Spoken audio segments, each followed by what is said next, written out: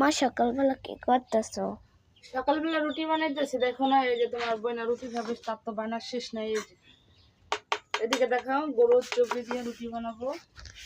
আমরা আগে অনেক গরুর চবড়িতে রুটি ভাজা খেতাম, মায়ের ভেজে দিত। কিন্তু আমরা মেয়ে মানুষ বলে কথা, শরীর ভালো থাক আর না থাক, বোঝেনি তো, আমাদের কাজ করে যেতেই হবে। যদি অনেক অসুস্থ থাকি তাহলে তো রান্না করতে হবে। অসুস্থ বলে কোনো কথা নেই। মেয়েদের জীবনেই কাজ করা, এটাই বাস্তবতা। অনেকে বলে না আমরা আপুরা কাজ করি না। না, কাজ করে খেতে হয় মেয়েদের। স্বামীর সংসারে বাচ্চা কাচ্চা হয়ে গেলে, সংসারের দায়িত্ব হয়ে গেলে, তাদের কাজে যত অসুস্থ থাক তাদের কাজ করে খেতে হবে।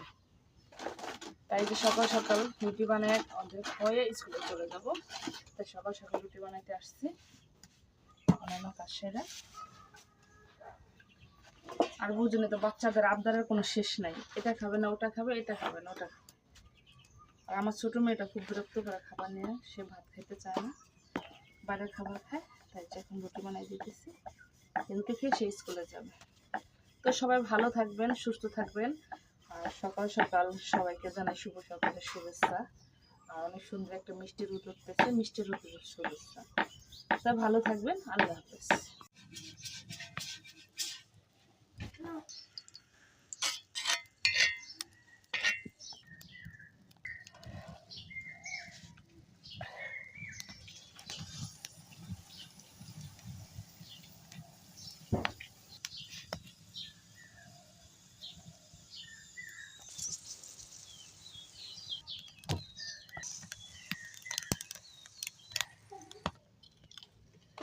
কেমন হয়েছে?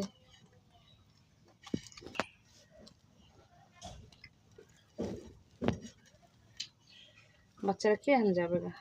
তো সবাই ভালো থাকেন।